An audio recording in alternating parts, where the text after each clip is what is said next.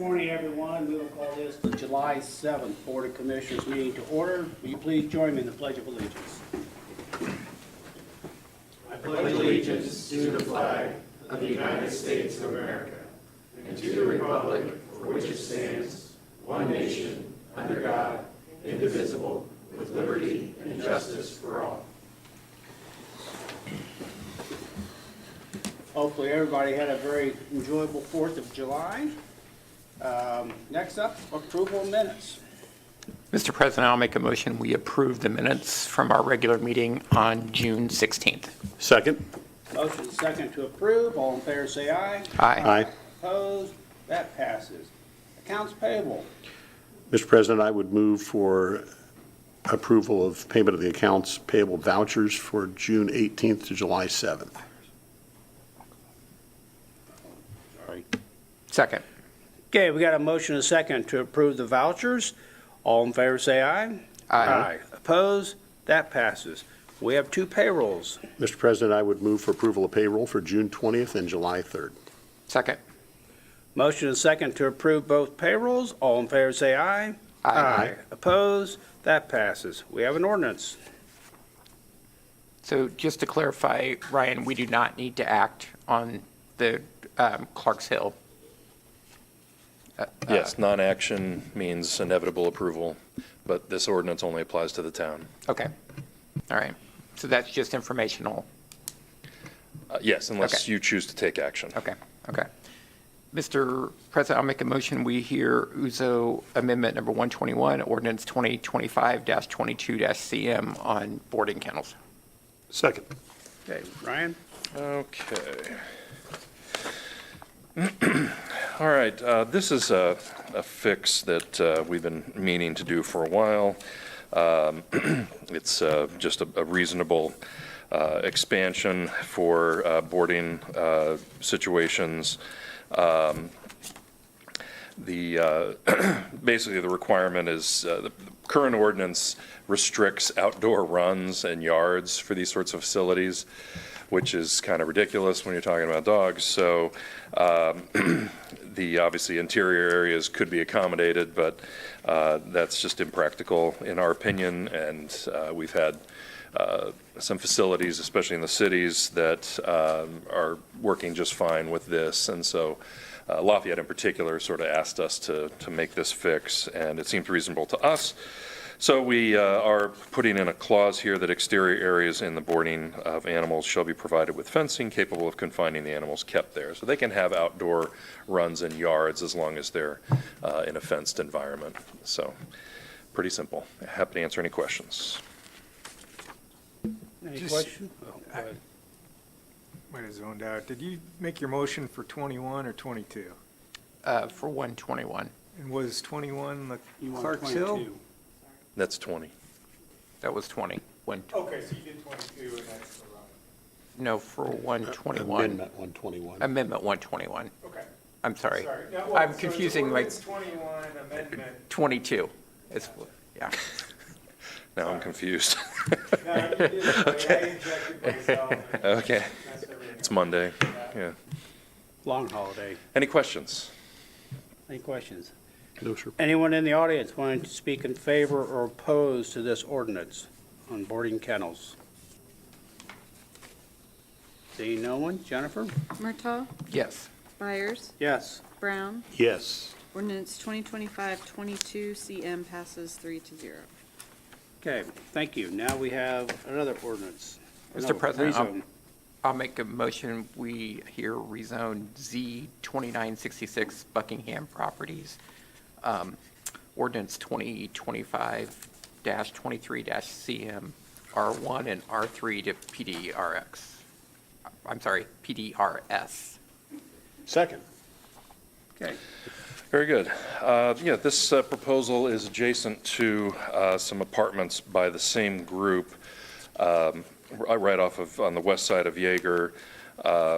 This was always sort of the second phase of this, and they decided to go the plan development route. And we're very pleased with the result. Basically, they have a range of 90 to 105 residential units, a mix of single-family detached and attached townhouses, all platted on their own lots, but it is intended to be a rental community by Buckingham. So they are already underway, obviously, with their multifamily apartments that are, again, just on the west side of Yeager. This is sort of the companion product, so that they really kind of have a full spectrum, single detached, attached, townhouses, and then the multifamily. So the owner, obviously, since they're individually platting, they would have the option to sell these piecemeal if they chose to. So we are imposing on this plan development that they provide an HOA form and documents in order to establish that potential future of multi-owners in this area. So I think it's a good project. Obviously abutting the existing neighborhood to the west, having some single-family homes and townhouses right next to that is not a big deal. Round Table, of course, is going to be extended to intersect with Yeager, and we think this is a great infill project, so happy to answer any questions. Any question? Petitioner?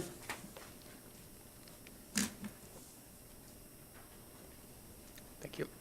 Thank you. Thank you.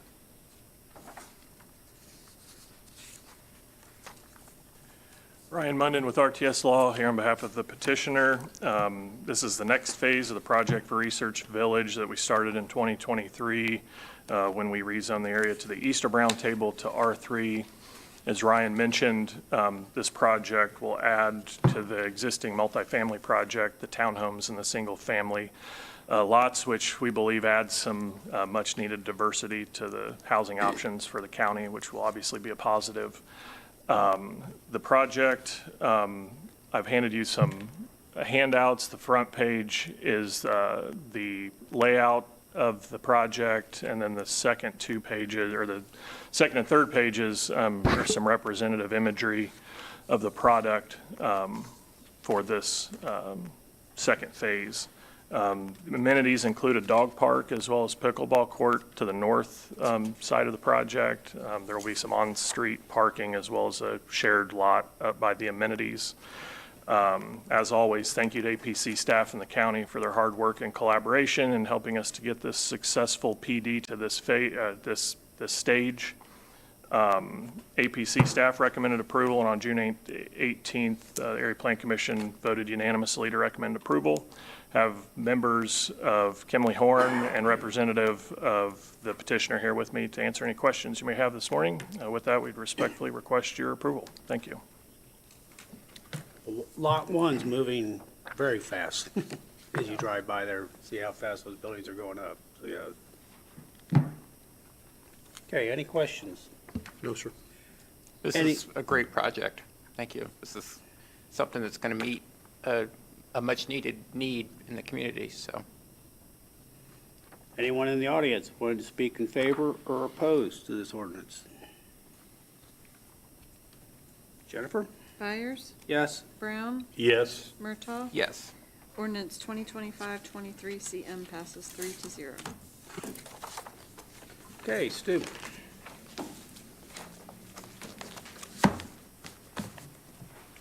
Good morning. First item we have today is deck patching contract for bridges 121 and 189. For reference, 121 is the Schuyler Avenue Bridge over the Wildcat. 189 is the Harrison Bridge over the Wabash. The project was advertised and publicly opened on June 23rd. Milestone Contractors LP was a sole bidder at $345,000 even. A bid was found to be accurate and balanced and was below the engineer's estimate of $375,228, and we therefore recommend award to Milestone Contractors LP. So move. Second. Motion and second to accept this bid offer from Milestone. All in favor, say aye. Opposed? That passes. Now that it's awarded, we have bid and performance bonds from Milestone the 5% bid, and then the full $345,000 performance bonds for acceptance.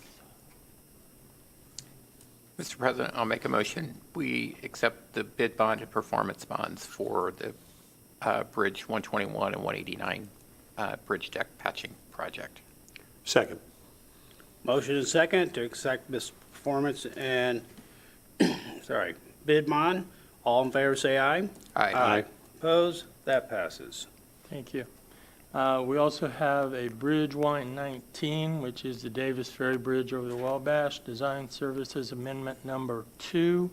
This is an amendment to our contract with VS Engineering to allow for additional lightweight concrete design and asbestos testing services in a total amount of $19,500.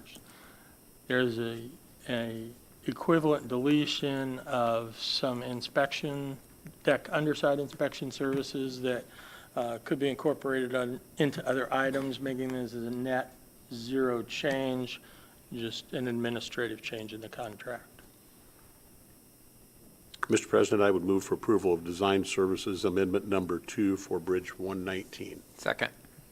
Motion and second. All in favor, say aye. Aye. Opposed? That passes. We have 3 subdivisions for acceptance. First on the list is Barrington Woods Subdivision Section 3. We need to accept the maintenance bond from Atlas Excavating in the amount of $64,534. So moved. Second. Motion and second to accept the maintenance bond. All in favor, say aye. Aye. Opposed? That passes. And with that in place, we recommend the acceptance of Finsbury Street, Addington Lane, and Manton Road for a total of 1,725 feet of new streets within the subdivision. So moved. Second. Motion is second to accept. All in favor, say aye. Aye. Opposed? That passes. Next is the Preserve Section 1. We have a maintenance bond from Clayton Properties Group 8, doing business as Arbor Homes, in the amount of $100,248. Motion to approve. Second. Motion is second to accept this subdivision maintenance bond. All in favor, say aye. Aye. Opposed? That passes. Thank you. Then with the bond in place, we recommend acceptance of East Bulrush Court, West Bulrush Court, Dunegrass Drive, Quillwort Drive, and Spires Court for a total of 2,940 linear feet of streets within the subdivision. So moved. Second. Motion is second to accept these streets. All in favor, say aye. Aye. Opposed? That passes. And lastly, we have the Preserve Section 2. Again, a maintenance bond from Clayton Properties, doing business as Arbor Homes, in the amount of $83,849. Motion to approve. Second. Motion is second to accept this maintenance bond. All in favor, say aye. Aye. Opposed? That passes. With the bond in place, we recommend the acceptance of Dunegrass Court, Labella Court, Quillwort Court, for a total of 2,428 linear feet of new streets within the subdivision. So moved. Second. Motion is second to accept these streets. All in favor, say aye. Aye. Opposed? That passes.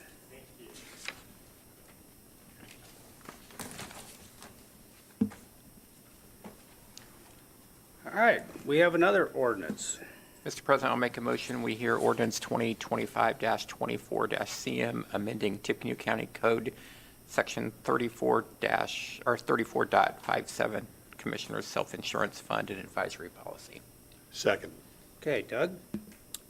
Yeah, so this is trying to bridge a gap between your current self-insurance fund and your workers' compensation funds to address what happens if a volunteer gets injured while volunteering for the county. If it was an employee, you can pay under the self-insurance fund. If it's a case where you were liable, then you could pay under the commissioner's self-insurance fund to settle any liability or pay deductibles. But in the case of a volunteer who gets hurt by a third party it's not quite so clear what you can pay out. So this sets up what amounts to a med pay provision of up to $1,000 if a volunteer gets hurt in service to the county in a situation where it's not necessarily the county's fault that it happened. You can go ahead and pay that bill. And so the ordinance amends normally we would just amend these funds by resolution, but for whatever reason, historically, the Commissioner's Self-Insurance Fund got set up by an ordinance, so we need an ordinance to amend it. So that's what this does. And then there's a corresponding self-insurance advisory policy, which covers all those self-insurance funds that you're modifying. So I think technically the ordinance needs 2 readings. The self-insurance fund, you just need to agree to modify or the self-insurance policy, you just need to agree to modify. Should I separate my motion? You know what, I think. They already are. That was just a resolution, isn't it? Well, no, Well- he read the whole thing, and so I think, yeah, I mean, I think you should take that motion as just being to pass the ordinance on first reading, and then, after that, assuming you pass the ordinance, then you could amend the policy. Okay. That's how I intended it. Okay. Okay, any questions? Once again, anyone from the audience wanting to speak for or against this ordinance? Jennifer? Brown, Yes. Murtaugh, Yes. Byers. Yes. Ordinance 2025-24 CM passes 3-0 on first reading. Mr. President, I'll make a motion, we suspend the rules and hear ordinance 2025-24-CM on second reading. Second. Motion and second to suspend the rules. All in favor, say aye. Aye. Opposed? That passes. Mr. President, I'll make a motion, we hear ordinance 2025-24-CM on second reading. Second. Any other information? Nope. Any other questions? No, sir. Anybody change their mind? Jennifer? Murtaugh, Yes. Byers, Yes. Brown. Yes. Ordinance 2025-24 CM passes 3-0 on second reading. Okay, so now we have your resolution on the self-insurance advisory policy. Yeah, not exactly a resolution, just a motion to amend the Oh. policy as presented. Okay. So moved. Second. Motion and second to approve the amending. All in favor, say aye. Aye. Aye. Opposed? That passes. All right. Economic Development Plan. Want me to take this one? Yes, please. All right. So this is one of the steps started by the Redevelopment Commission. They passed a declaratory resolution of their own to amend the Southeast Industrial Economic Development Area. And there's a parallel track in the city of Lafayette. For your purposes, it affects 5 parcels in the economic development area. 2 of them you're agreeing to relinquish, basically take out of your economic development area. And the city of Lafayette intends to, I believe, incorporate them into their own economic development area in support of the, I don't know, is it Vita Lifestyle Yes, area? it is. For that project. And then there's 3 more parcels that are undeveloped that you'll be basically resetting the base assessment rate. So they haven't been developed, but in the TIF going forward, the base will be reset to what it is today. And then future growth will go into the existing TIF. And the redevelopment commission does the heavy lifting. Just whenever they do something like this, they've got to send the declaratory action to the area plan commission, who approves it, and then area plans piece gets forwarded to you for ratification, and that's what you have today. Mr. President, I'll make a motion, we approve resolution 2025-13-CM. Second. Motion and second to approve this resolution. All in favor, say aye. Aye. Opposed? That passes. Okay, Jennifer, presentation of salary statements. Typically, I would bring these to you at the meeting, but I did just email the file to you just before the meeting of all the salary statements for proposed salaries for 2026. I believe you have until August 20th to make any additional recommendations to the council if you wish. Okay, so this is pretty much information for us. Okay, Public Defender, Amy. Good morning. We're here to ask to get 2 professional service agreements approved. One is for J.C. Spro Namor LLC. He is actually a Haitian Creole interpreter that we're getting more individuals who do not speak English, and he's able to both translate verbally and from Haitian to Creole to English and English to Haitian Creole. So because we're going to have to use him more often, we're asking for a professional service agreement for him. The other one is on Aaron Thompson. He is a polygraphist, and we've only used him once, but we want to have that availability to use him more often, or asking for a professional service agreement with him as well. Okay. Questions? Nope. Mr. President, I move for approval of professional services agreement with Aaron Thompson. Second.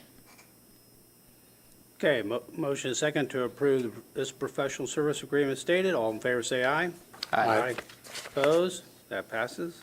And Mr. President, I'd also move for approval of the professional services agreement with J.C.'s Pro and More LLC. Second. Motion is second to approve this professional service agreement. All in favor, say aye. Aye. Opposed? That passes. Stacy, Health Department.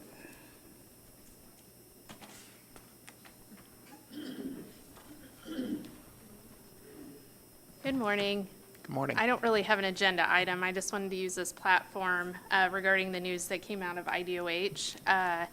The infant mortality rates went down, and that's the first time since the 1900s. So I wanted you guys to be aware of, I think that Tippecanoe County played a significant role into this, and that's the dedication and compassion from our West Central FEMA Director, Aubrey Kitchell. Her leadership and commitment to this work, often without immediate recognition and visible results, has truly made a difference. She is the leader in the state, and she's pretty much done it as a one-man band on her own. On behalf of Tippecanoe County Health Department, I wanted to recognize her and tell her what an honor and privilege it is to work alongside her. Aubrey and the support of this program has created lasting change, one life at a time. So that's actually all I have. So thank you, Aubrey Kitchell, for all of her hard work. Thanks. That's incredible. Thank you.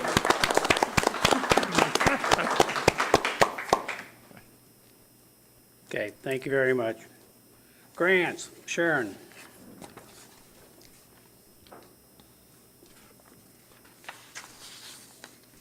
Good morning.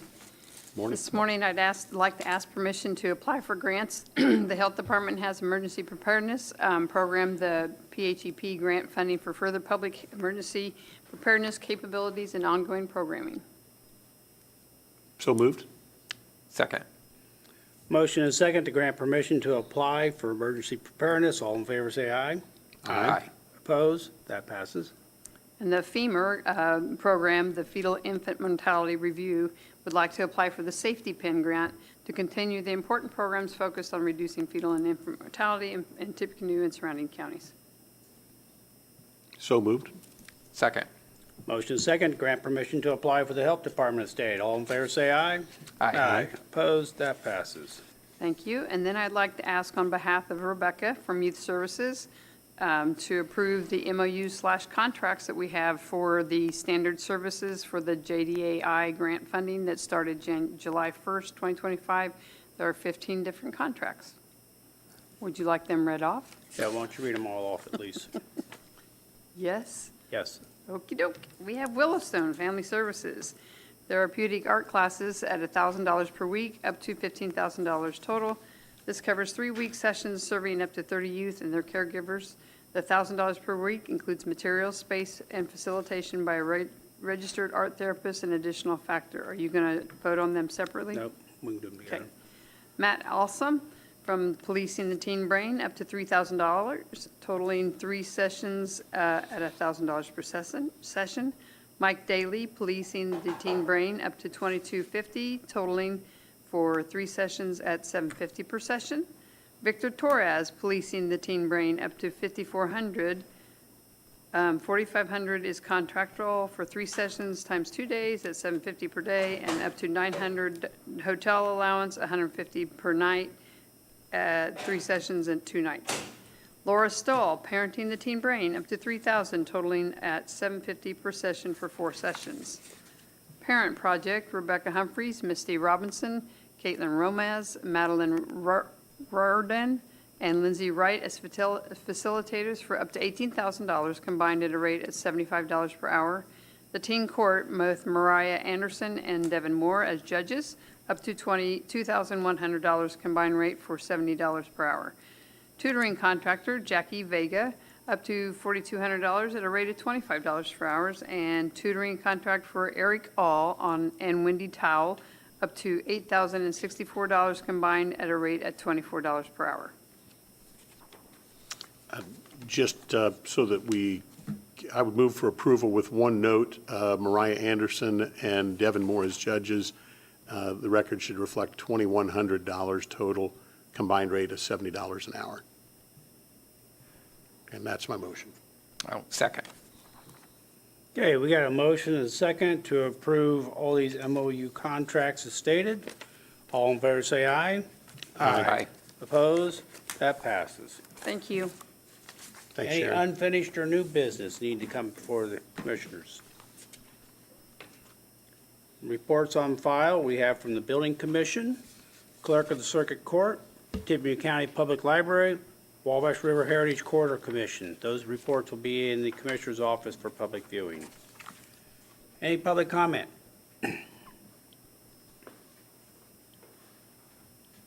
Motion to adjourn. Meeting adjourned.